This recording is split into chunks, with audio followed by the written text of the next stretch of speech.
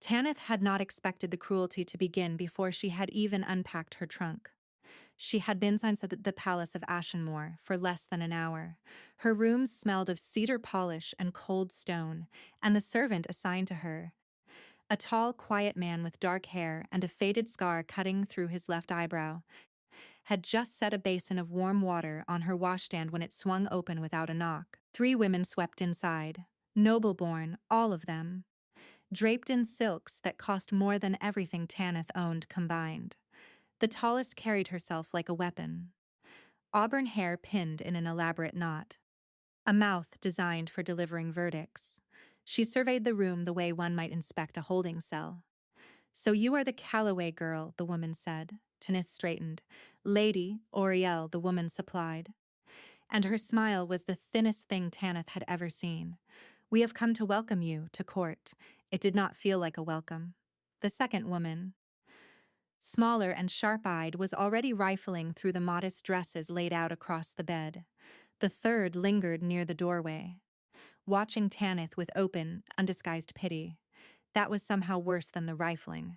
"These are your things?" Lady Oriel asked, lifting the sleeve of Tanith's best dress between 2 fingers, as though it might be contagious. Tanith's face burned. "I was not aware there would be an inspection." A flicker crossed Oriel's expression, not quite respect, closer to surprise that the mouse had teeth. She released the sleeve and turned, settling herself on the window ledge as though she owned the room. "I suppose no one has told you the truth about your situation," Oriel said. "Men rarely bother with honesty when they are shipping a girl off to be someone else's problem." Tanith stood very still. Across the room, near the washstand, the servant had gone quiet, not the normal quiet of someone waiting for orders, a different kind. The stillness of a man listening through a wall. "What truth would that be?" Tanith asked carefully. "The king," the sharp-eyed woman said, settling onto the edge of the bed, "is not what they told you." "What they told me," Tanith replied, "was very little." Lady Oriel laughed. "It was not a kind sound. Then allow us to fill in the gaps. King Fenric of Ashenmore is a brute, a warlord who built his throne on the bodies of anyone fool enough to challenge him. His temper is legendary, and his mercy is a rumor no one has been able to confirm. His last intended," the woman by the door added softly, "was a woman named Safara. She vanished in the night. Some say she fled, others say she never made it past the gates. The smart money," Oriel continued, leaning forward, "says she is buried beneath the east garden, but no one dares dig."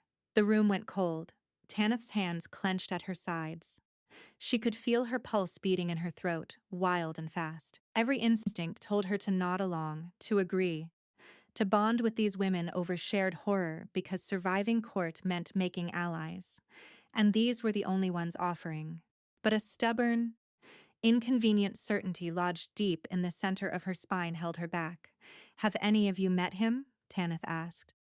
The question landed like a stone in still water. Oriel blinked. "Met him? The king," Tanith said. "Have any of you spoken to him directly?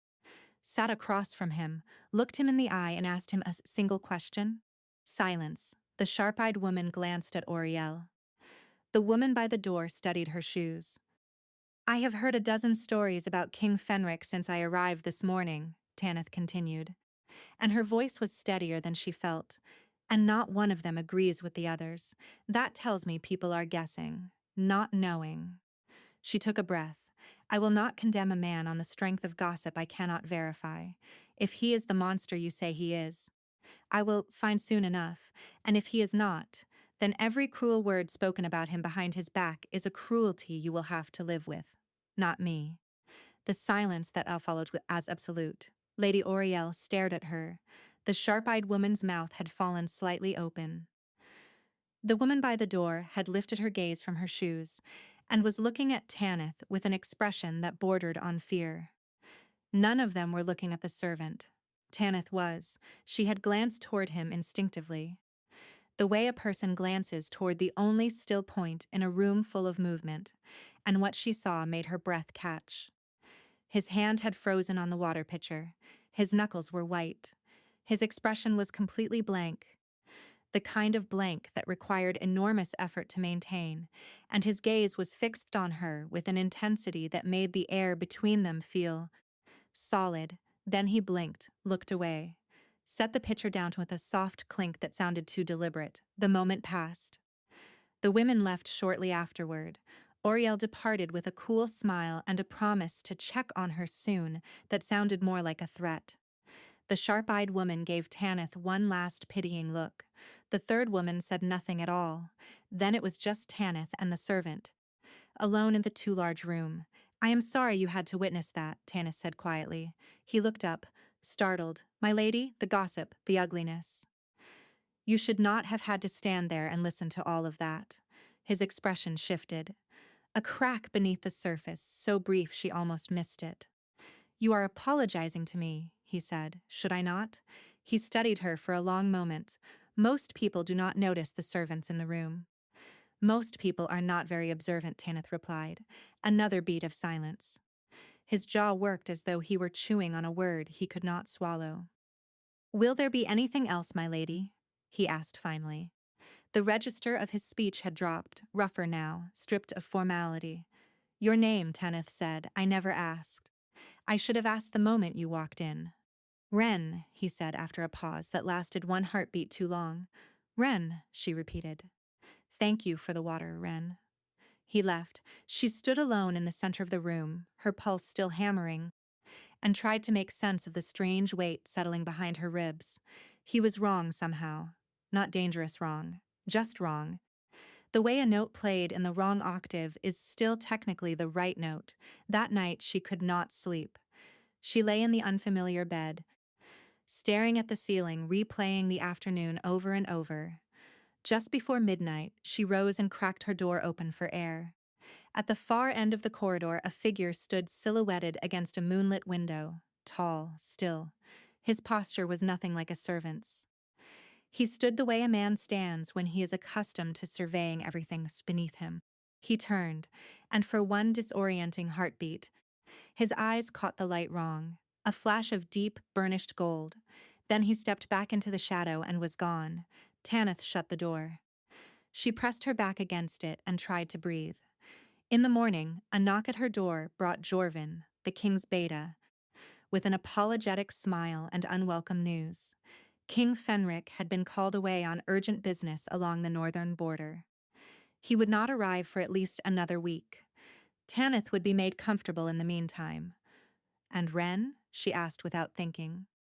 Jorvin's expression did not change, but a careful stillness settled behind his eyes. "The servant will remain assigned to you," he said smoothly. For the duration, he left. Tanith stood in her doorway, heart-pounding, and could not explain why the word derision felt like a cage closing. The arrangement, as Jorvin called it, was simple. Tanith would remain in her chambers in the east wing of the palace. She would be given access to the gardens, the library, and the lower halls. Meals would be brought to her. A guard would be posted for her safety. And Wren would attend to her daily needs. "I do not need a personal servant," Tanith told Jorvin on the second morning. "Palace protocol." Jorvin replied without blinking, "I am perfectly capable of drawing my own bath and fetching my own meals." "Palace protocol," Jorvin repeated, and the conversation was apparently over. Wren arrived at her door each morning before the sun had fully risen. He brought a tray of food she had not requested, arranged with a precision that bordered on architectural. He poured her tea without asking how she took it, and she noticed on the third day that he had already adjusted. Less honey, more milk. He had been paying attention. "You do not need to do all of this," Tanith said, watching him set out a plate of warm bread and sliced pear. "It is my assignment, my lady. It is excessive. I grew up in a border pack. I am used to eating standing up over a basin." The corner of his mouth twitched. It was the smallest movement, gone almost before it arrived. But it transformed his face for a fraction of a second into a real human expression. "Then consider this an improvement," he said. Tanith narrowed her eyes. There was wit buried under that blank servant's mask. She was sure of it. The days fell into a rhythm. Wren was there in the mornings, silent and efficient. He disappeared for stretches in the afternoon. and she found herself noticing his absence in a way she could not justify. He returned in the evenings to draw her curtains, stoke the fire, and ask if she required anything further. She always said no. He always lingered for 3 extra seconds, as though he were waiting for her to change her mind. She explored the palace during his absences. The library was vast, its shelves reaching toward vaulted ceilings and smelling of aged paper and leather. The gardens were immaculate, pruned with a severity that felt more military than decorative. Everything in Ashenmoor was beautiful, precise, and completely devoid of warmth. It reminded her of the man who ruled it, or at least the version of him she had been told to expect. She started talking to Wren, not because she expected answers, but because the silence of the palace was suffocating, and he was the only person who did not look at her with pity or suspicion or calculation. She told him about the Callaway Pack, the border hills where she had grown up, wild and wind-battered and relentlessly green. The way her father's hands shook when he told her about the arrangement with Ashenmoor, how he had not been able to meet her eyes. "He did not want to send me," Tanith said one evening, sitting cross-legged on the window ledge while Wren adjusted the fire. "But our pack needed the alliance. We needed Ashenmoor's protection, and I was the only thing of value we had to offer." Wren's hand stilled on the iron poker. He did not turn around. "That is a difficult position," he said carefully. "It is the only position I have ever known."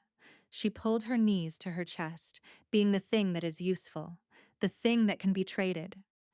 The fire crackled. Wren straightened slowly and turned to face her. His expression was unreadable, but his eyes held a quality she could not name. A recognition, maybe, a knowing. "What do you think of the king?" Tanith asked suddenly. He went still. "My lady, you live in his palace. You walk his halls every day. You must have formed an opinion." "I am a servant," Wren replied. "My opinions on the king are not relevant." "Everyone's opinions are relevant," Tanith said. "That is how you learn what is true. You listen to the people who have no reason to lie." The silence stretched taut. Wren's jaw tightened. She watched a muscle jump beneath the scar on his brow. And for one breathless moment she thought he was going to tell her the truth. Not a truth, the truth. "He tries," Wren said finally. The words barely rose above a murmur. "I believe he tries." It was the most human thing he had said since they had met. And it landed somewhere deep inside her and stayed. She wanted to push further, to ask what he meant, to crack open whatever was sealed behind that careful, guarded expression. But he was already moving toward the door. "Good night, my lady." "Good night, Wren." He paused in the doorway. Did not turn around. No. "The king is not what they say," he added quietly. "I hope you will remember that when you meet him." Then he was gone, and Tanith was left staring at the empty doorway with her heart beating harder than it should have been. She could not stop thinking about it. The way he said, "when you meet him." Not if, not with uncertainty, with a weight that sounded almost like dread.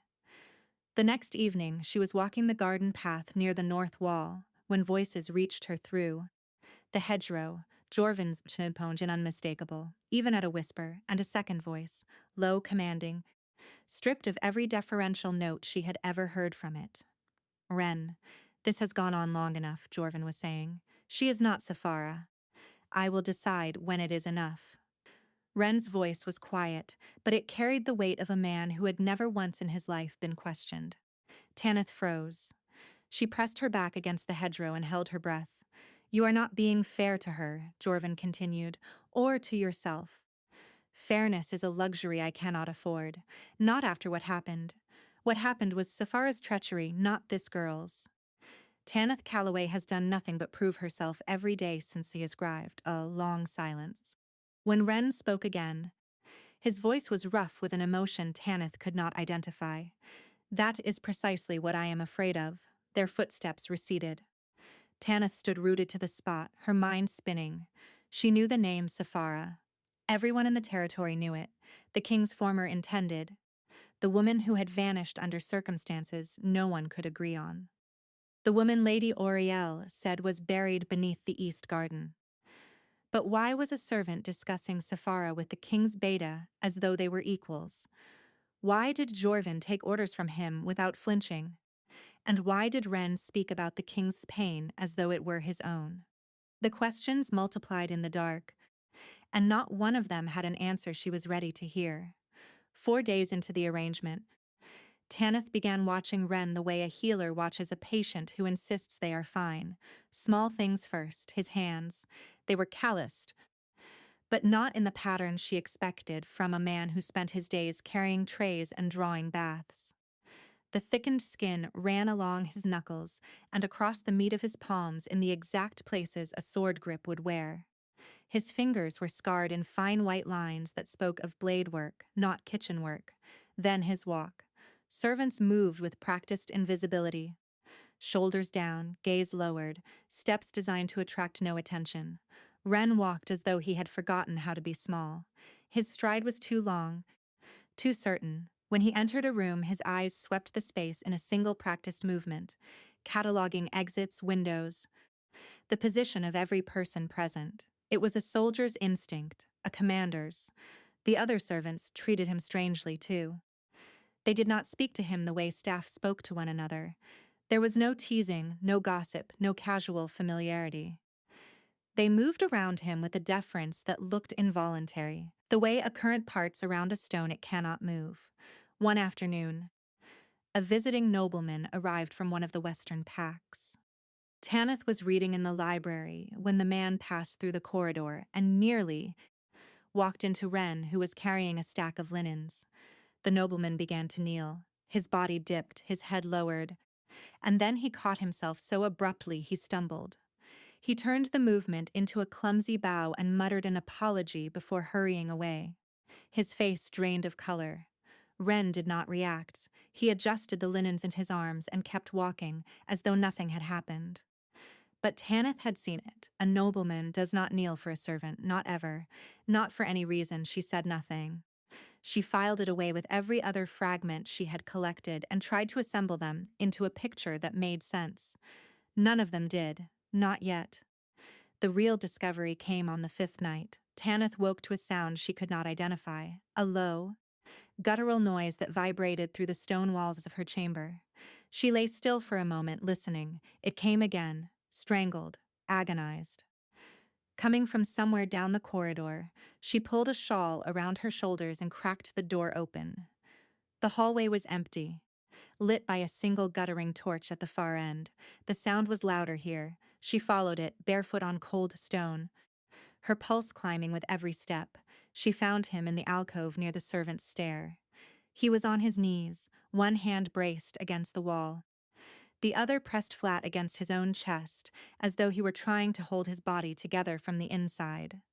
His head was bowed, and his entire frame was rigid, every muscle locked and trembling. "Ren," Tanith whispered. His head snapped up. His eyes were wrong. The dark brown she knew was gone, replaced by a deep, fractured gold that flickered and surged like a flame being starved of air. The wolf inside him was trying to surface. She could see it in the way his bones shifted beneath his skin, the way his spine arched, the way his jaw elongated for one horrible second before snapping back. The shift was starting and failing, an engine turning over and choking every time it caught. A sound tore from his throat that was neither human nor wolf, trapped between the two. "Go!" he managed through clenched teeth. "Get out of here." Tanith did not move. Her father had been a border alpha. She had grown up watching wolves shift through pain, through injury, through the kind of grief that bent a body in half. She knew what a failed shift looked like, and she knew what it cost. She knelt beside him. "Let me help. You cannot help with this. You are in pain, and I am not leaving you on a stone floor." His laugh was a ragged, broken thing. "Stubborn. Frequently," she agreed. She reached for his arm, intending to steady him, and the moment her fingers touched his skin, everything changed. His wolf surged forward. Not the stuttering, choking failure of before, but a full, blazing eruption that lit his eyes like twin fires and sent a shockwave of heat rolling off his body. His back arched. His mouth opened in a gasp that was pure, undiluted relief, the sound a drowning man makes when he breaks the surface. For 3 incandescent seconds his wolf was there, fully present, fully alive, burning behind his eyes with a ferocity that stole the breath from Tanith's lungs. Then it collapsed. The gold guttered and died. His body sagged against the wall, chest heaving, sweat running down his temples. He looked hollowed out, emptied. But for those 3 seconds, she had felt it too. A resonance deep in her own body, a bell struck in a frequency only Leash could hear. Her wolf, quiet and unremarkable her entire life, the wolf she had privately believed was defective because it never stirred, never pushed, never so much as growled, suddenly lifted its head inside her and howled. The sound was silent, internal, but it shook her to her bones. "What was that?" she whispered. Her hand was still on his arm. She could feel his pulse hammering beneath her fingertips, wild and desperate. Ren would not look at her. His breathing was ragged. His hand came up and closed around her wrist, gentle but firm, and drew her touch away from his skin. "Do not ask me that," he said. His voice was rough and raw and barely held together. "You do not want the answers. What if I do?" His gaze found hers. The gold was gone, replaced by the familiar brown, but a new emotion lived behind them now, fear and want and fury at itself for wanting. "Then you would be walking into a place I cannot protect you from," he said, "and I have already failed to protect one woman who trusted me." He released her wrist. He stood unsteady and walked away without another word. Tanith remained on the cold stone floor, her hand still tingling where his pulse had burned against her fingertips. Her wolf was still howling, a sound that filled every hollow space inside her with a warmth she had never known, and a longing she could not name. She did not sleep again that night. She lay in the dark and listened to her own heartbeat and tried to convince herself that what she had felt was a coincidence, a trick of adrenaline and proximity, nothing more. But her wolf would not stop howling, and somewhere in the palace she could feel him. Not hear him, not see him, feel him. A thread pulled taut between her sternum and his, vibrating with a frequency that meant everything enormous and terrifying and completely beyond her control. Whatever was wrong with the servant called Ren, Tanith realized with a cold, sinking certainty that she was already too deep to walk away. A new rhythm formed between them after the night in the corridor, though neither of them spoke of what had happened. Ren still arrived in the morning with her tray. He still poured her tea with the quiet precision she had grown accustomed to. He still adjusted the fire and drew the curtains and asked if she required anything further. But the silences between them were different now. Heavier, warmer, filled with things neither of them had the courage to say aloud. Tanith did not mention his eyes. She did not mention the gold, or the way his wolf had surged at her touch, or the sound he had made when it broke free for those 3 impossible seconds. And she did not mention the howling that still echoed inside her every time he walked into the room. But she watched him, and he watched her back. The routine deepened. He began arriving earlier before dawn, when the light was still thin and gray. She suspected he was not sleeping. The bruised shadows beneath his eyes grew darker with each passing day, and the careful control he maintained over his body seemed to require more. Effort he moved more slowly now, held himself more rigidly, a man gripping the edges of what was pulling him under. On the 7th morning, he brought a bundle of dried moonwort tucked beside her teacup. Tanith stared at it for a long moment before looking up at him. "How did you know?" "You mentioned it," Ren said. 3 days ago. You said the palace gardens had everything except moonwort, and that it was the one herb your mother always kept in stock." She had mentioned it once, in passing, while talking about an entirely different subject. "You remember that?" she asked. He did not answer. He set the teapot down and turned toward the fire, and Tanith stared at the back of his head and felt a dangerous warmth bloom behind her ribs. The slow thaw continued. She started testing him, gently, pushing at the edges of his disguise without fully understanding what she was pushing against. She asked questions designed to trip a servant. "What do you think of the northern border disputes?" She asked one afternoon while sorting dried herbs at her desk.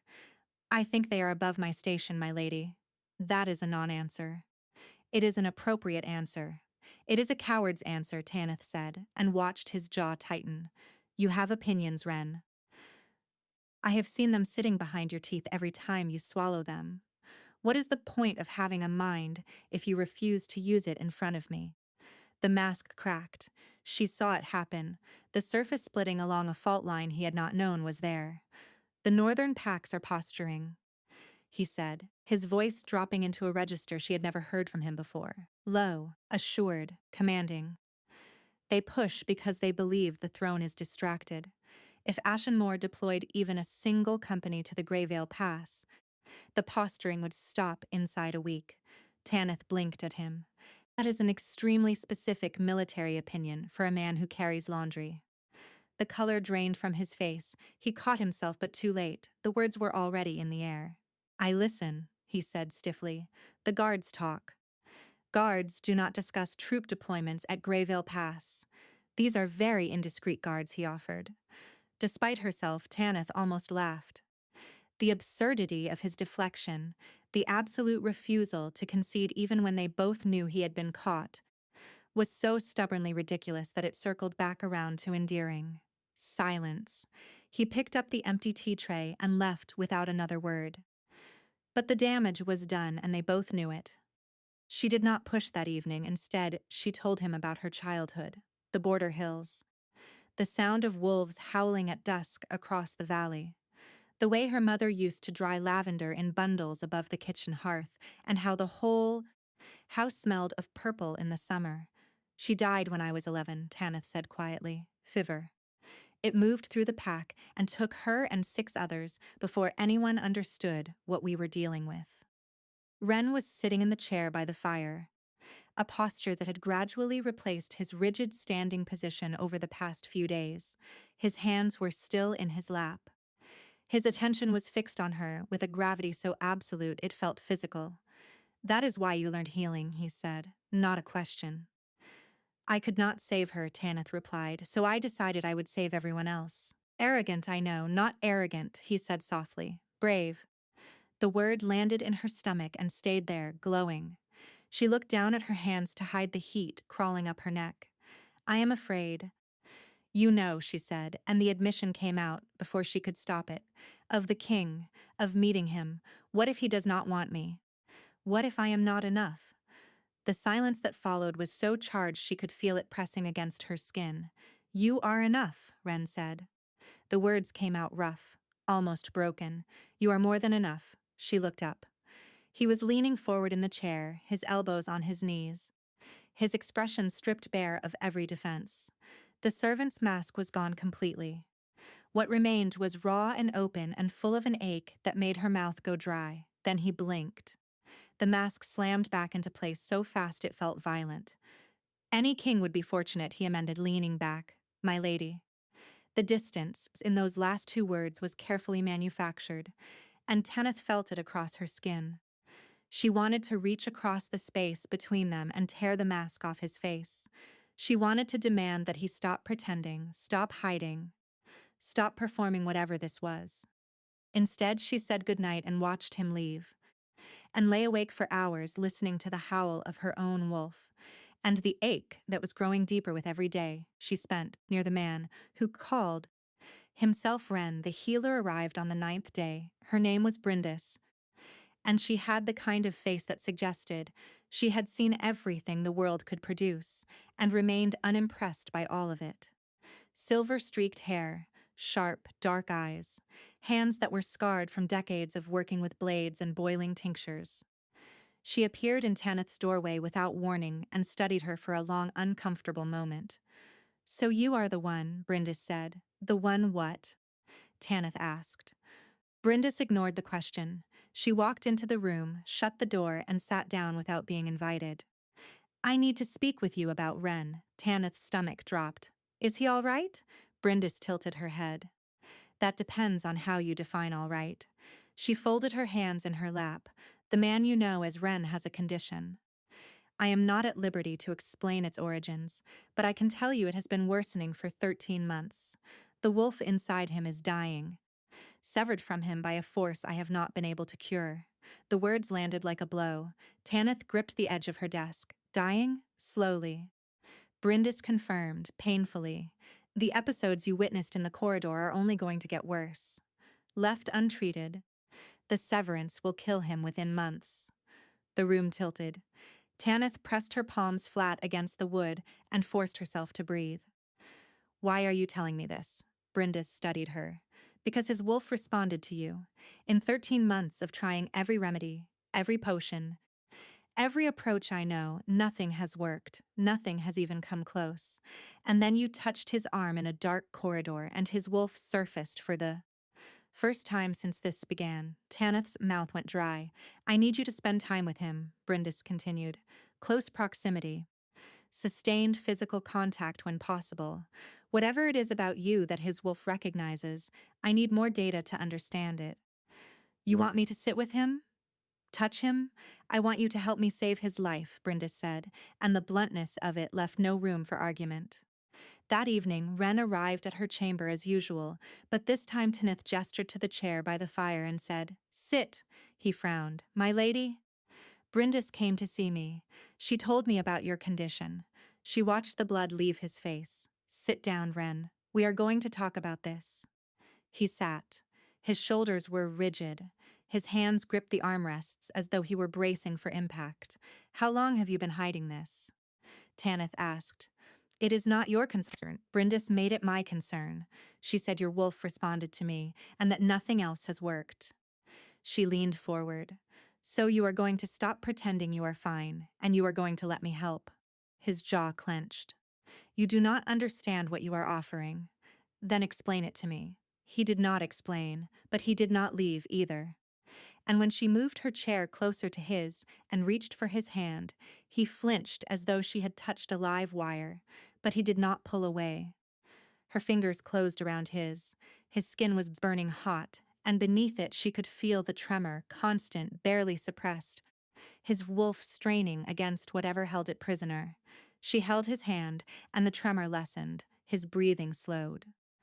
The rigid line of his shoulders softened by a fraction, then another, and the guarded expression on his face came undone.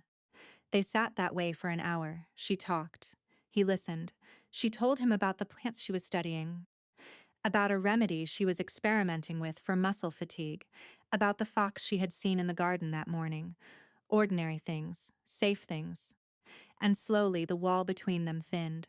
It became their ritual. Every evening, the same chairs, the same fire, her hand in his. The contact steadied him in ways that neither of them fully understood, and the intimacy of it grew unbearable by degrees.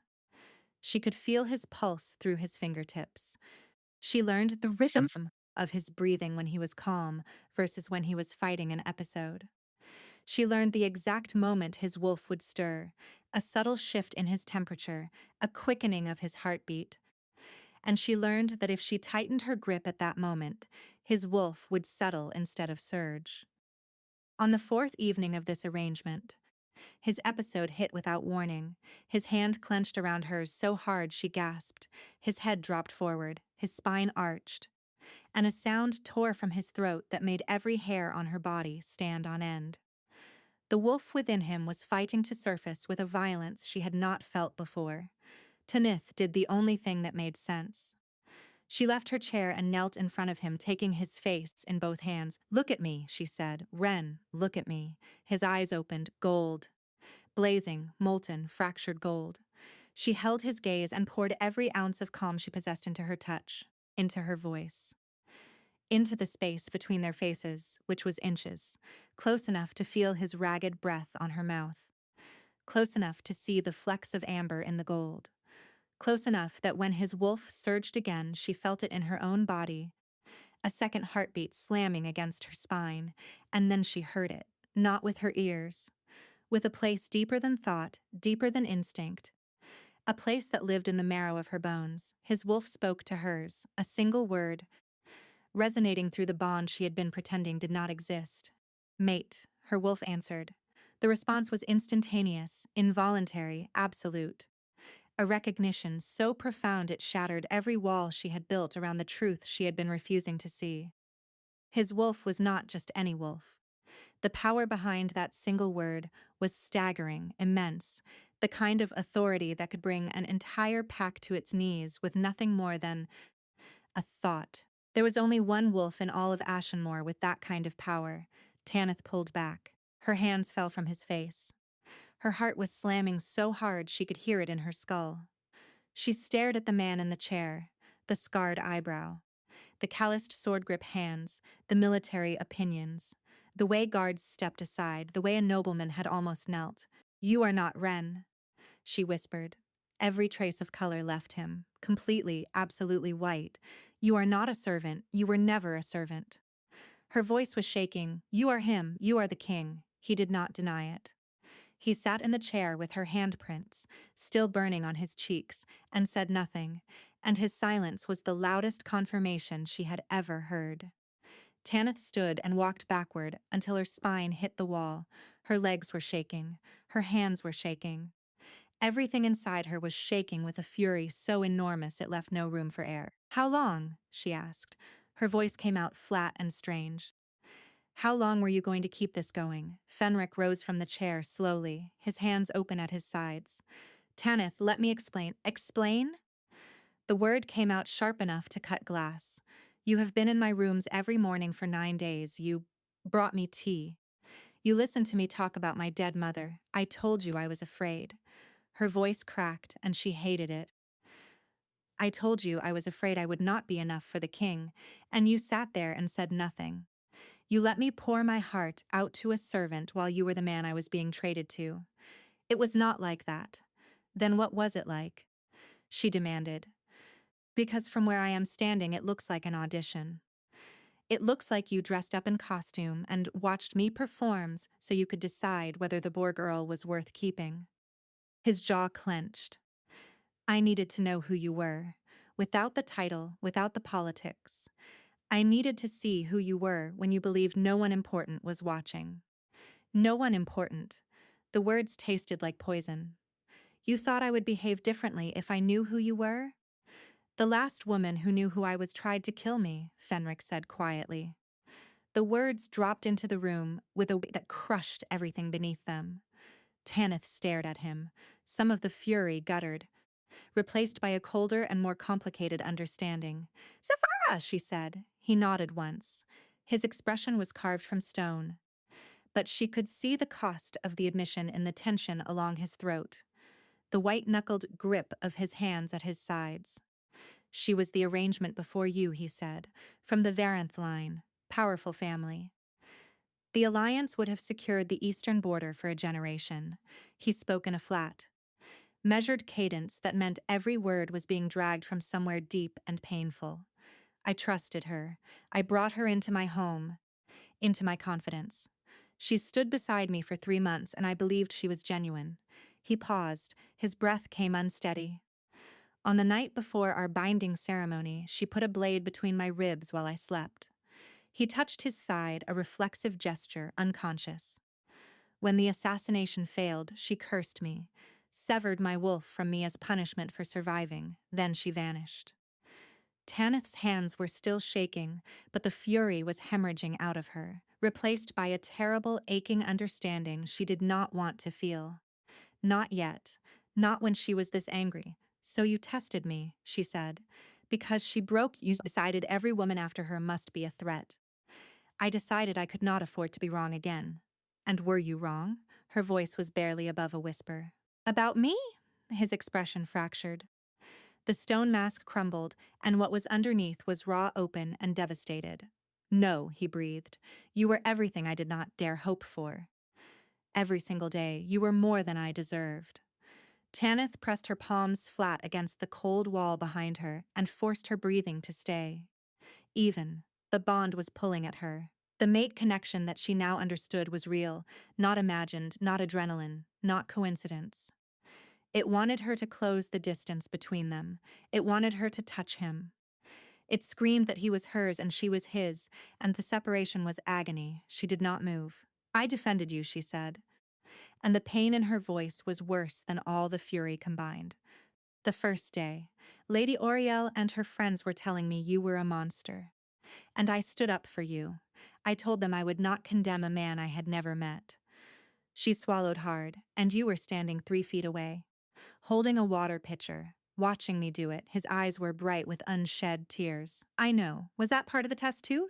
Did I pass? Tanith, please. I want to go home. The words fell between them and shattered whatever was left. Fenric stared at her.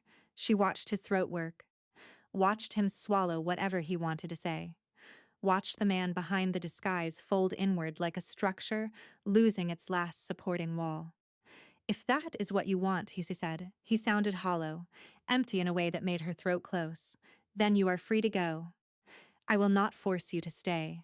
I will not force anyone to stay. The Safara wound was right there in the open, bleeding between them. He would not hold a woman against her will because the last woman he held had held a knife. Tanith nodded. She walked toward the exit on legs that felt borrowed. She gripped the handle and pulled it open. Tanith. She stopped, did not turn around. I am sorry, he said. For all of it, you deserved better than a test. She left without answering. She made it back to her room, shut the door, and sat on the floor with her back against it. The tears came hard and silent and without mercy. Her wolf was frantic now, clawing inside her with a desperation that bordered on violence. The bond was a rope around her lungs, tightening with every second of distance. And the pain was not metaphorical, it was real, physical. A crushing pressure that made it impossible to draw a full breath. She began packing her things. Her hands moved mechanically, folding dresses she had barely worn, wrapping the moonwort bundle in cloth without thinking. She paused when she reached it, the dried stems brittle in her palm, and remembered the morning he had set it beside her tea because she had mentioned her mother once in passing. The tears came harder. She packed the moonwort anyway. By midnight, her trunk was closed and her room was bare. She sat on the edge of the bed, her hands in her lap, and waited for morning. The ache was spreading, leaching into her limbs, her spine, her skull. A headache bloomed behind her eyes. Her hands trembled when she tried to hold them still. She told herself it would pass. She told herself the bond was not fully formed, that leaving now would hurt but not destroy. But somewhere in the palace she felt him, a vast, dark, collapsing presence. His wolf was dying, and she was the only person in the world whose touch had brought it back. And she was about to walk out the gates and leave him to it. Her wolf threw itself against her spine so hard she doubled over. She pressed her forehead to her knees and whispered, I know, I know. But she did not unpack. 3 days passed, Tanith did not leave. She told herself it was logistics. The border was a 7-day ride, and no escort had been arranged. She told herself she was waiting for weather, for word from her father, for the right moment. She told herself anything that was not the truth. The truth was that she could not stand up without the room tilting. The truth was that the headaches had become constant, a grinding pressure behind her eyes that no amount of willow bark could touch. The truth was that her wolf had stopped howling and started whimpering, a low, keening sound inside her that never stopped, not even in sleep. She had not seen Fenric since the night she left his chambers. She avoided the corridors where he might walk. She took meals alone in her room, though she could barely eat. She sat by the window and stared at the courtyard below and tried to convince herself that the crushing weight in her body was heartbreak, not a death sentence.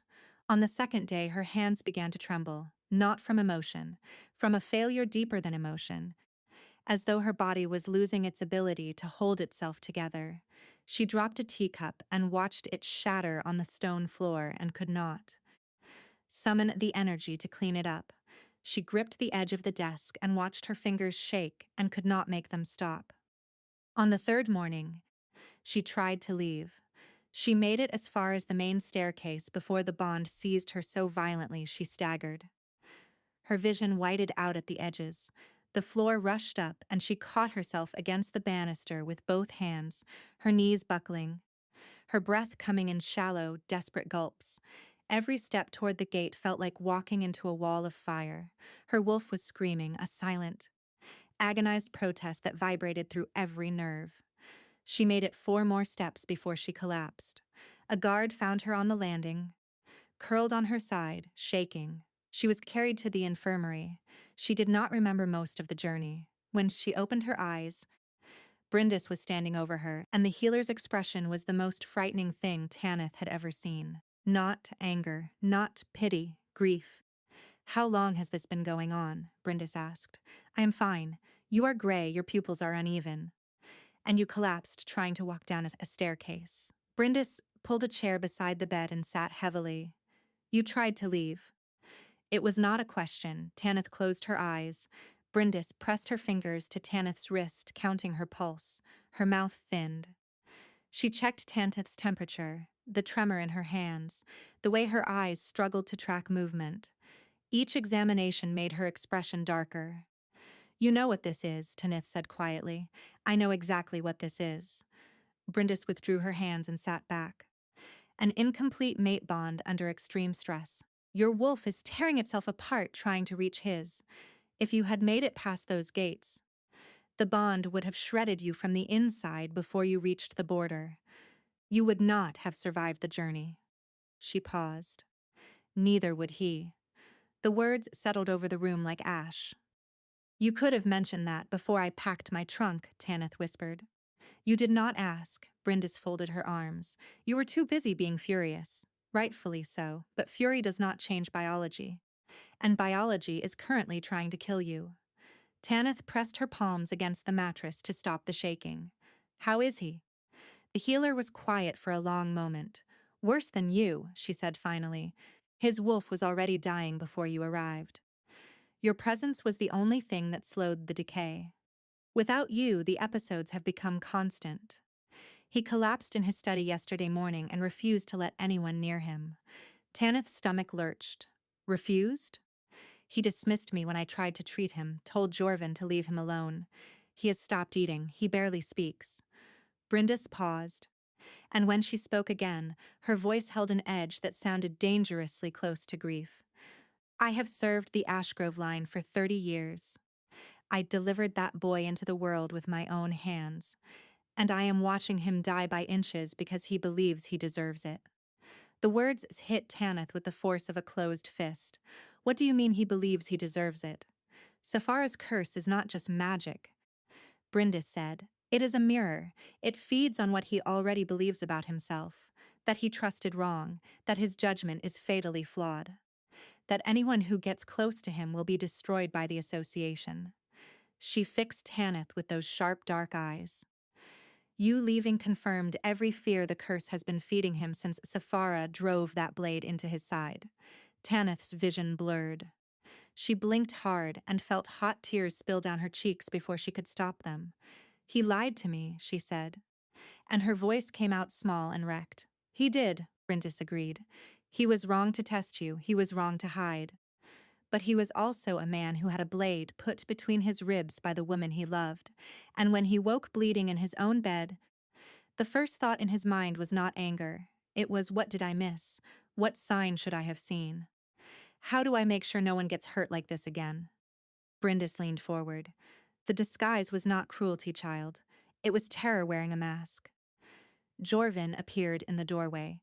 He looked as though he had not slept in days, the composure she associated with him worn thin enough to see through.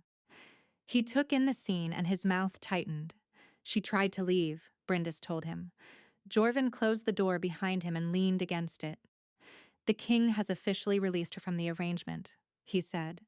"She is free to go. He signed the papers this morning." Tanith stared at him.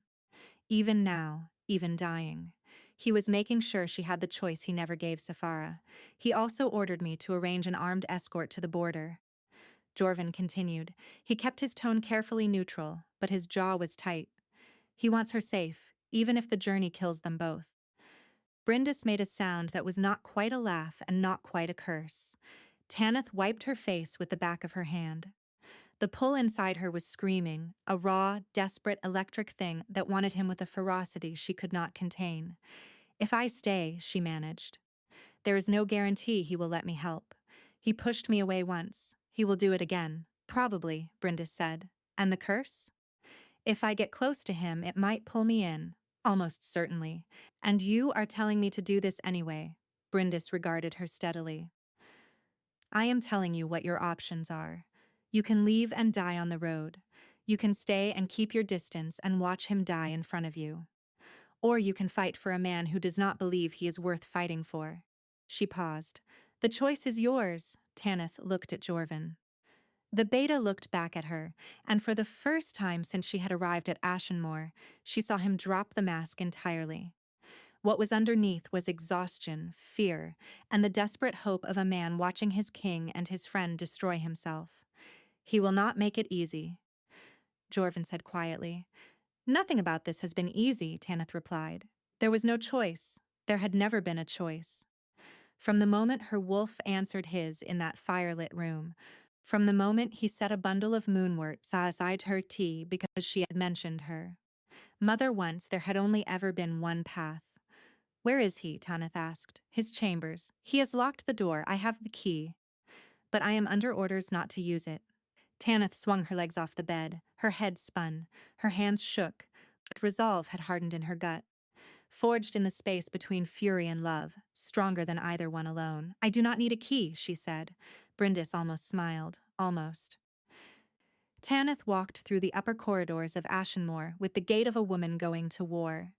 Her hands were still trembling. Her vision swam at the edges. Every step cost more than it should have, the connection draining her with every yard of distance she still needed to. Close. The guards at his door straightened when they saw her coming. "The king has ordered no visitors," one of them said. "Good for the king." Tanith did not slow down, open the door. The guards exchanged a glance.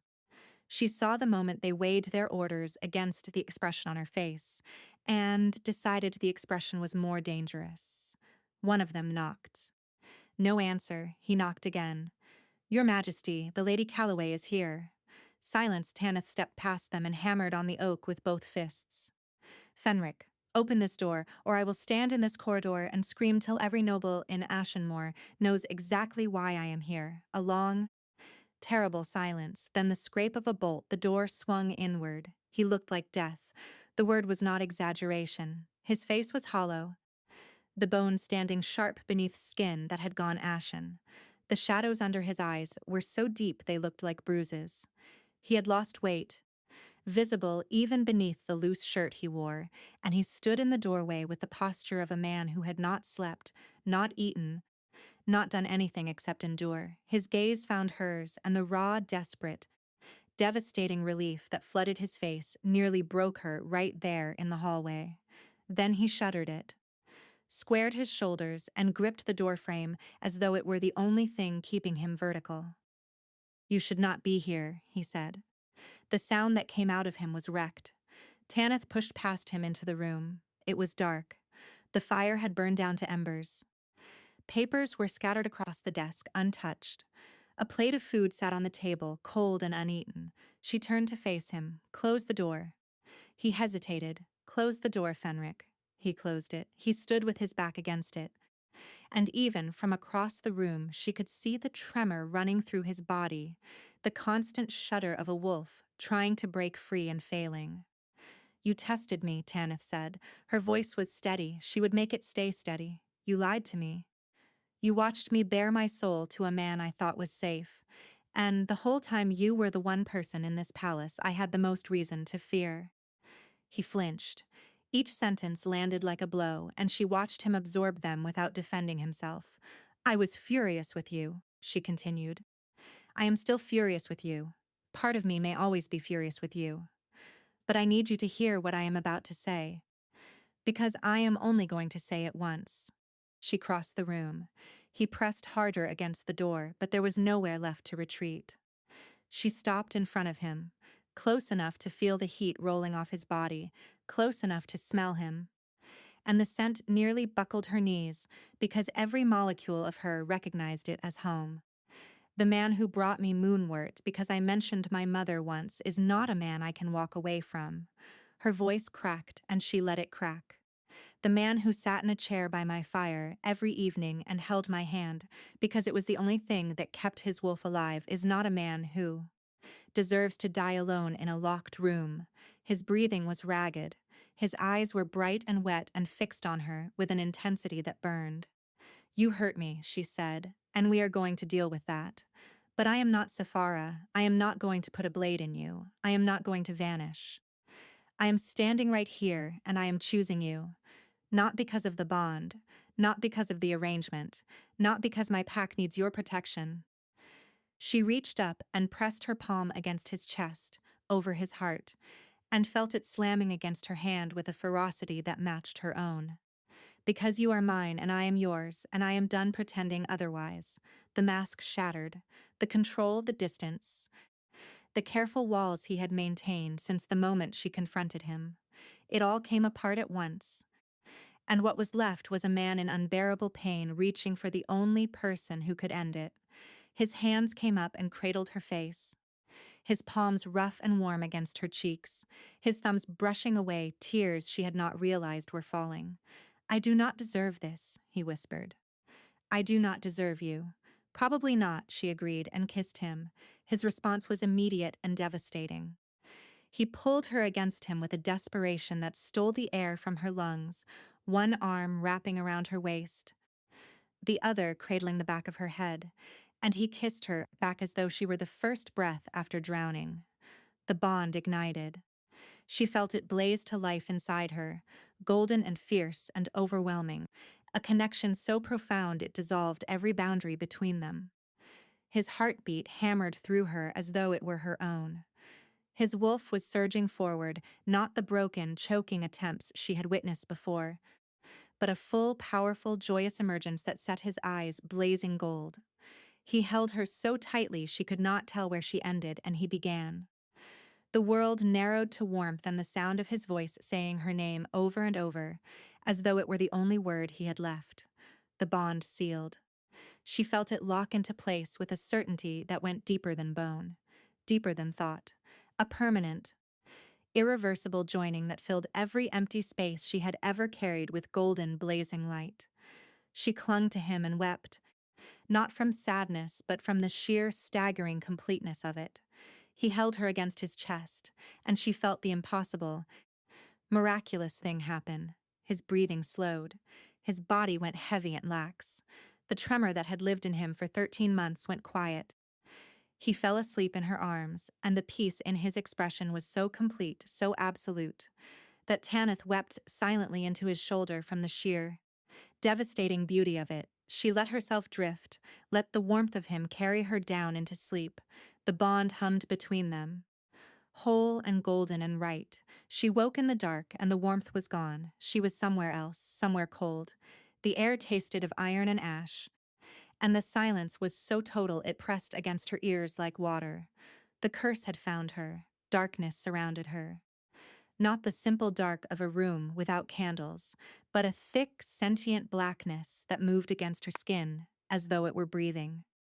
The ground beneath her bare feet was cold and smooth, neither stone nor earth, just absence shaped into a surface. "Fenric?" she called. Her voice did not echo. It died the moment it left her mouth, swallowed by the void. She walked forward because standing still felt like surrender. The darkness shifted around her, leading her in a direction she could not have chosen on her own. And then the void opened, and she saw him. Fenric knelt in the center of a space defined by chains, not metal chains. Chains made of shadow, made of memory, twisting around his wrists and ankles and throat in loops that pulsed with a dark, rhythmic energy. They tightened with each breath he took, and she could see the marks where they had worn his skin raw. He was not fighting them. That was what broke her heart. He knelt with his head bowed, his hands open in his lap, accepting the restraints the way a man accepts a sentence he believes he earned. Before him stood a woman. She was beautiful in the way a blade is beautiful, dark hair, sharp features, a smile that curved without warmth. She was not quite solid. Her edges blurred and shifted, and her eyes held a flat reptilian patience that made Tanith's skin crawl. Safara, or whatever the curse had made of her memory. "You always choose wrong," the apparition was saying. Her voice was soft, almost gentle, and that made it infinitely worse. "You trusted me, and I put a blade in you. You trusted her, and she packed her trunk and walked away. How many times must you reach for someone before you learn that your hands destroy everything they touch?" Fenric did not respond. His head stayed bowed. Through the bond, Tanith could feel what he felt, and the sensation nearly drove her to her knees. Guilt so vast it had no edges. Shame so deep it had become architecture built into the foundations of who he believed himself to be. He did not think he deserved to be saved. He thought the curse was justice. "You are wrong," Tanith said. The apparition turned. Its beautiful face rippled with annoyance, the irritation of a predator whose meal has been interrupted. "The little border girl," it said. "Come to play savior? Come to tell you the truth," Tanith replied. Her voice shook, but she held her ground. "Since you seem incapable of it." She walked forward until she was standing between the apparition and Fenric. The chains pulsed darker, and she felt the curse push against her. A cold, invasive pressure that tried to find the fractures in her and pry them open. It found them. Suddenly, she was 11 years old again. Standing beside her mother's bed, watching the fever steal the last color from her face. Watching her father's hands shake as he tried to hold it together. Hearing the healer say there was nothing more to be done and understanding for thee. First time that loving someone did not mean you could keep them. Then she was older. Standing in her father's study while he explained the arrangement with Ashenmore. Watching him fail to meet her eyes. Understanding that she was the offering. The trade goods. The thing her pack could afford to lose. Then she was standing in a guest room, pouring her fears out to a servant who was not a servant, and the memory twisted in the curse's hands until it became evidence. Proof that she was foolish, that she trusted too easily, that every time she opened herself to someone, they used what she gave them. "You see?" The apparition whispered from behind her. "He tested you, he judged you, he watched you perform and decided you were acceptable. Is that love? Or is that a transaction?" Tanith closed her eyes. The curse was clever. It took real pain and real doubt and wove them into a conclusion that felt like wisdom, the reasonable conclusion, the safe conclusion. But Tanith had spent her whole life being reasonable and safe, and it had brought her here to a void made of one man's guilt, fighting for him because no one else would. She opened her eyes. "He tested me because he was afraid," she said. "And I was hurt because I was vulnerable. Those are not failings. Those are what happen when two people who have been broken try to reach for each other." She turned to Fenric and knelt in front of him. The chains writhed, tightening, and she felt the curse slam against her through the bond, trying to push her out, trying to sever the connection. She grabbed his hands. The chains burned where they touched her skin, cold enough to sear, but she held on. "Look at me," she said, his head lifted slowly. His eyes were dull, the gold completely absent. His wolf, so deeply buried the bond, could barely detect it. "She cursed you because you survived," Tanith said. "Because even with a blade in your ribs, you did not die. You got up, you kept ruling, you kept protecting your people. That is not a weakness.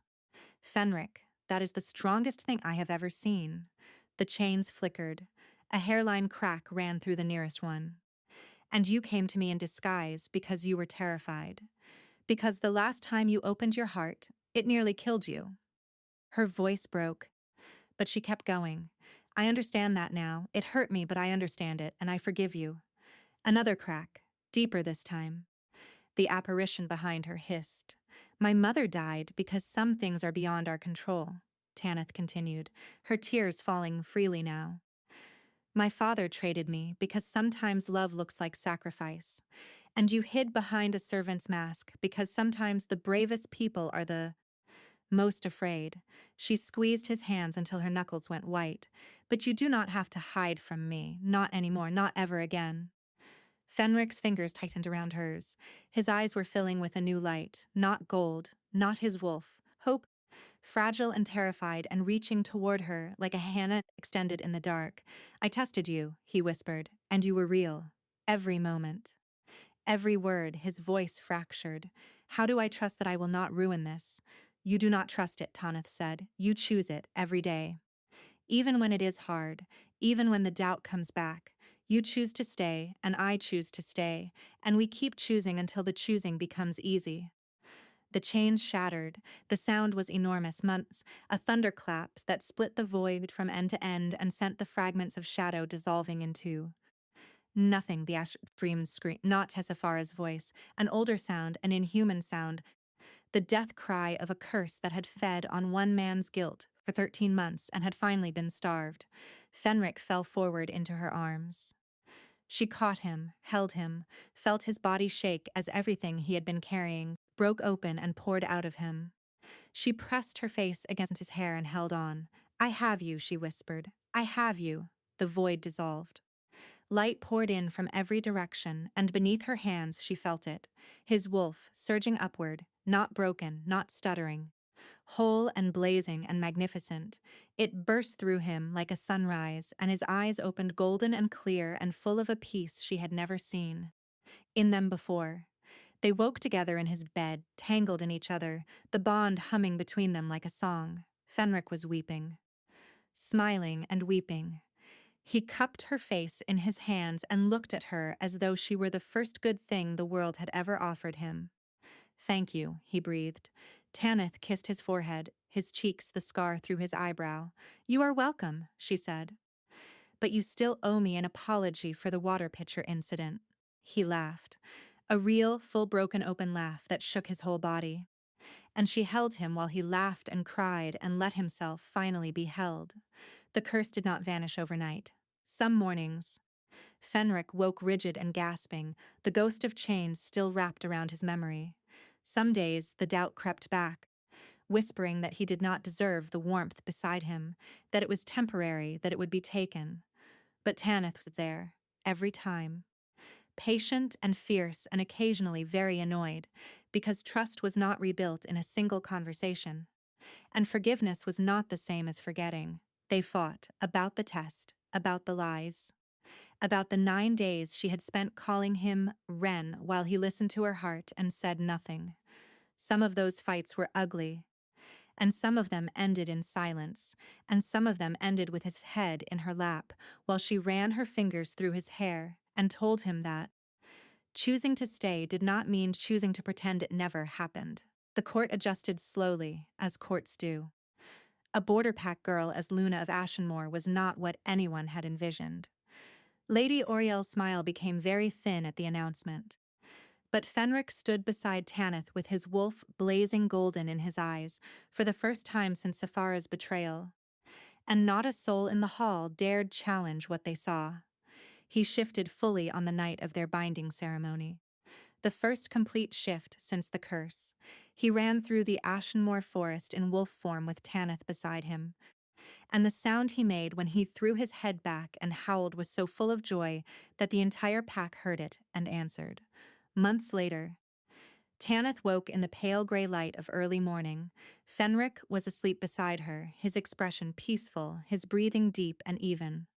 One arm was draped across her waist. His hand rested open against her hip, relaxed in a way it never was when he was awake. No nightmares, no chains. No void waiting to pull him under. She studied him for a long, quiet moment. The scar through his eyebrow. The mouth that was softer in sleep than he would ever allow it to be while conscious. The man who had come to her dressed as a servant because he was too afraid to come as himself. She pressed a kiss to his shoulder and settled back against him. His arm tightened around her in sleep, pulling her closer, and a low, contented sound rumbled through his chest. Outside, the first birds were singing over Ashenmoor. Tanith closed her eyes and let herself be held. And they slept.